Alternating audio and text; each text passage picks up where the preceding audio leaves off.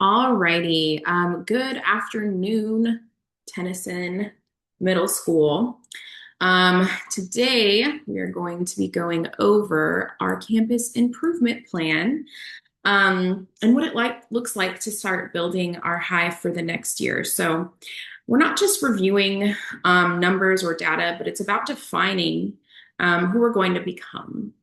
This plan is about moving from functioning to flourishing. So we're currently a C campus, but we're definitely not a C staff. We're not a C community, and we will not remain a C campus. So today I'm going to walk you through, first of all, where we are, where we're going, and very specifically the how of how we're going to get there.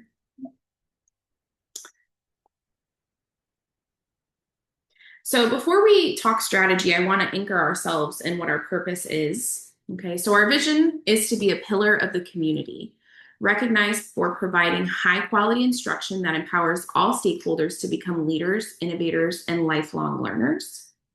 Our mission is, Tennyson's Middle School's mission is to cultivate a student-centered learning environment that through collaboration and innovation develops resilient, emotionally intelligent leaders prepared for success in diverse vocational and life pursuits.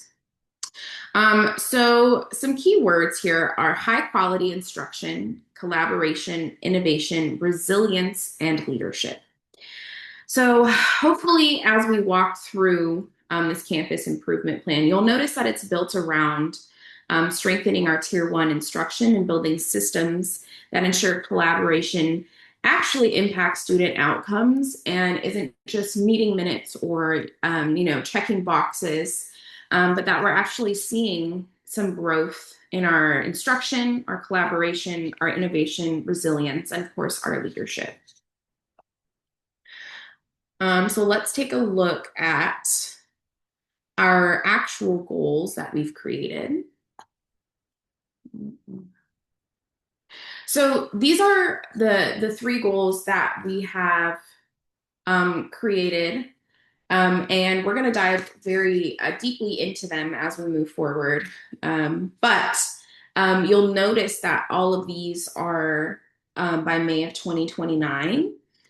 So you can imagine, these are pretty lofty goals. But the important thing is that we understand that in order to meet these goals, we start making these changes and implementing them ASAP. So like tomorrow.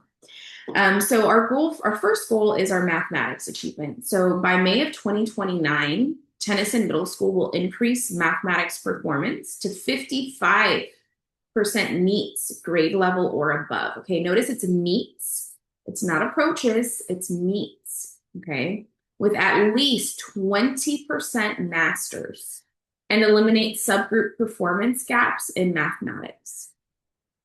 So our goal number 2 is by May of 2029, Tennyson Middle School will achieve an accountability rating of B or higher. I think we can do this by next year. With overall meets performance reaching 55% in all subjects and an overall growth at or above 70%. Our goal number 3 is instructional rigor and tier 1 effectiveness. By May 2029, Tennyson Middle School will strengthen tier 1 instruction effectiveness and academic rigor to ensure all student groups demonstrate measurable annual growth and increase master's level performance across content areas. So tier 1 instruction, that's the first teach that we're giving our students. Okay, so we're ensuring that that is our best possible effort at making sure our students can understand the TEKS and objectives that we are implementing in the classroom. Let's continue. So here is where we are. So I'm happy to say, and I think that this is celebration worthy. We're at 37% meets grade level expectations in all subjects. So that's exciting. 29% math meets, 8% math masters. 7th grade math, we were at 5% meets. 47% math growth, and 58% overall growth, which gave us our accountability rating of a C. So here's what this tells me. Our growth is close to where we want it to be. Our English, our ELA is very strong, but math and master's level rigor are our levers. That's where we can grow the most. So when I say those are our levers, those are our opportunities to help us get to that B rating. So if we are able to increase the math meets by 10 to 15% and push masters from 8% to 15 to 18%, will actually dramatically change our accountability outcome. And so this is achievable with the right systems in place. And as long as we all keep these goals in mind and, we are doing what we need to do, I really do believe this is possible. So let's dive a little bit deeper into let's talk about our strengths first. So like I said, we've got our ELA distinction, 68% ELA growth, 91% in Algebra 1 approaching, right? We're looking for those meets. Our participation, which means our attendance is really good. We've got 99 to 100% star participation. And let's not forget our English as a second language learners or our EB students. We've got really great monitored performance for our former EBs. So now let's dive a little bit deeper into our first goal. So I know that I've already read this goal. So it's 55% mathematics achievement. So you can say, okay, but how are we going to do this? So we're going to have weekly math PLC data cycles. So what that looks like is every week teachers bring a common formative assessment. We're going to identify 3 priority TEKS that week that were taught. And then we're going to sort the students into 3 levels. We've got master's ready, meets ready, and then our intervention. So the intervention kiddos are going to be the students that are going to receive that tier 1 and tier 2 intervention almost pretty much daily. So at those PLCs, we're going to create reteach plans within the PLC and even practice them in the PLC together as a team, because it's very important that we're all aligned in what it is that we're doing. So in those PLC, we're going to document the TEKS that we've analyzed. We're going to look at the students' names in each group, what our reteach strategy, and then we're also not going to forget about our kiddos that are already meets and masters ready.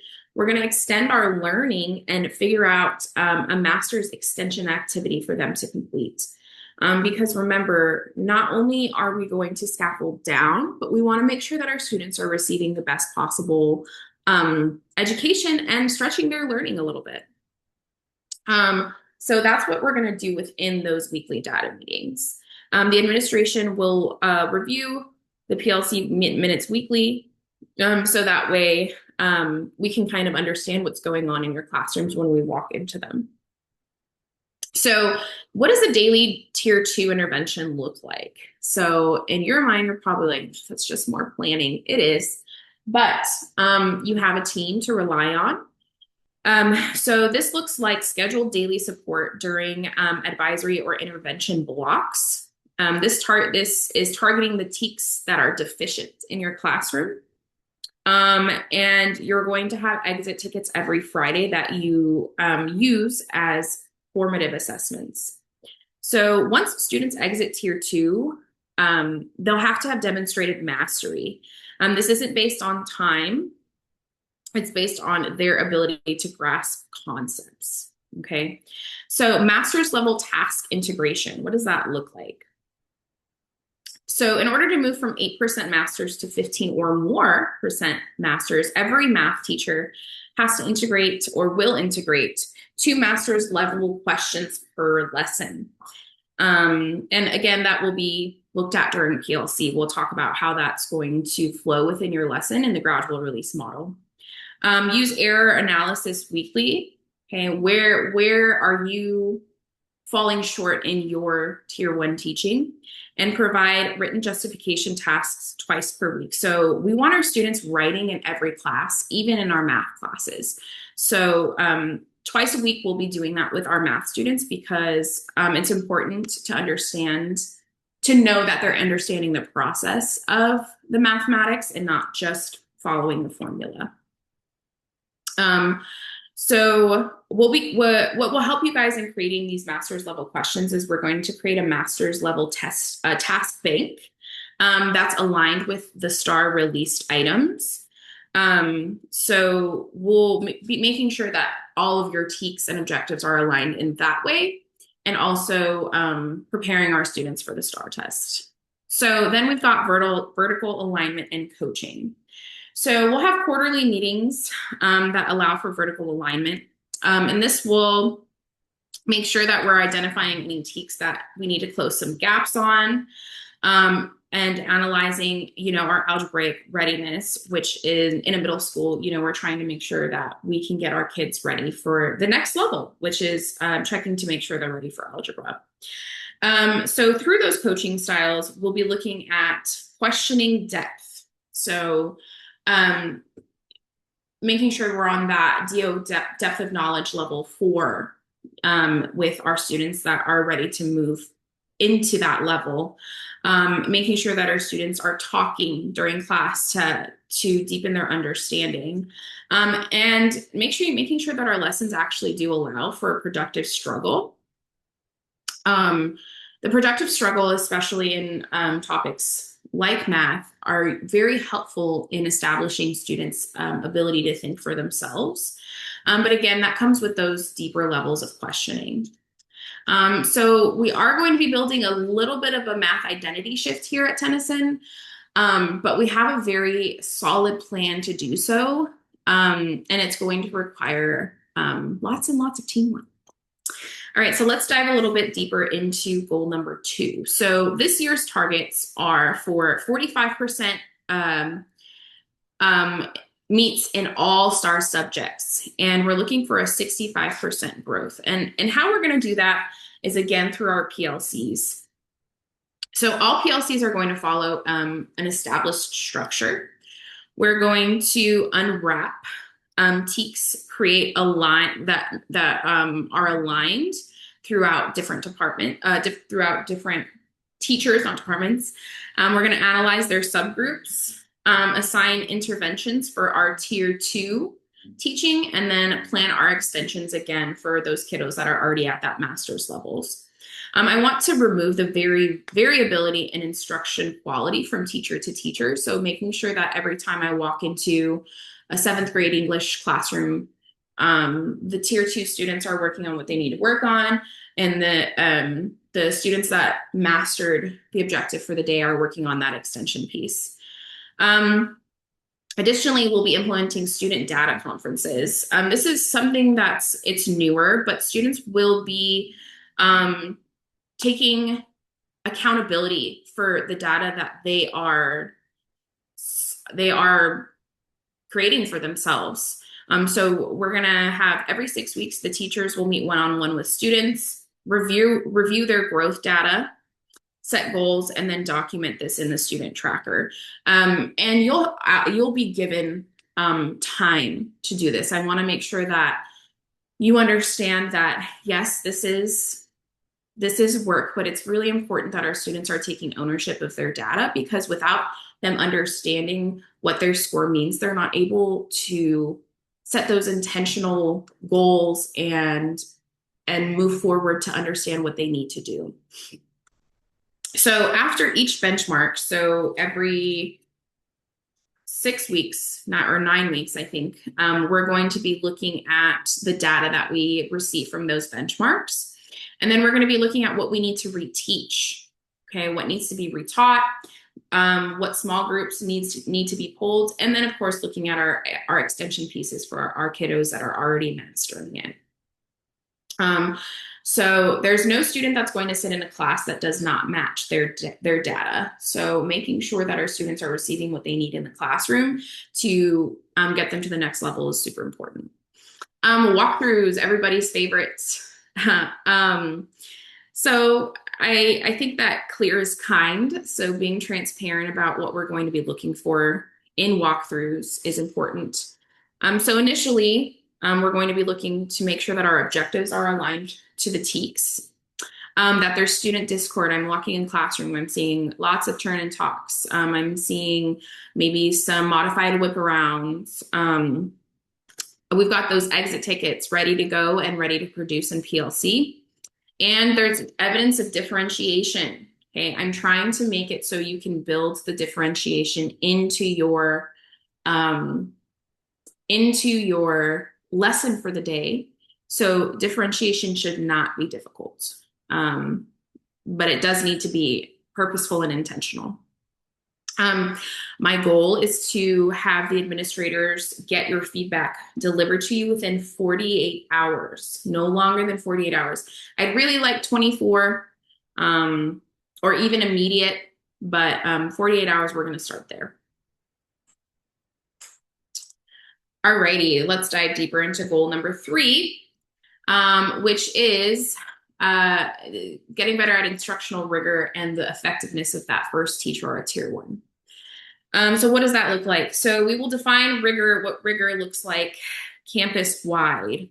So level 1 of rigor is recall. Okay, you're able to say, this apple is red. What color is this apple? Red. And the students all answer in oral choral red.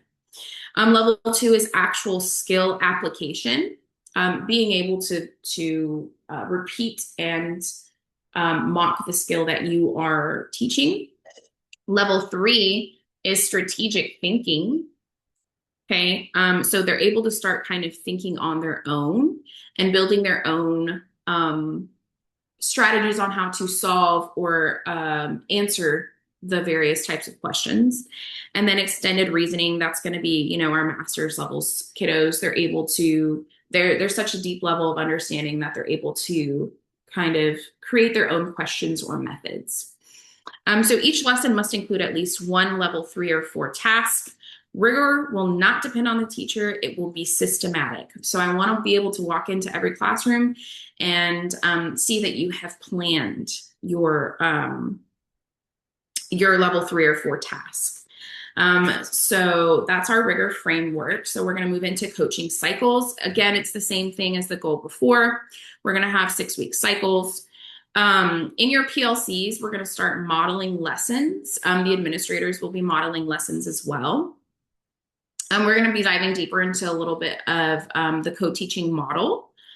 And it's all going to come back to making sure that we have strong feedback.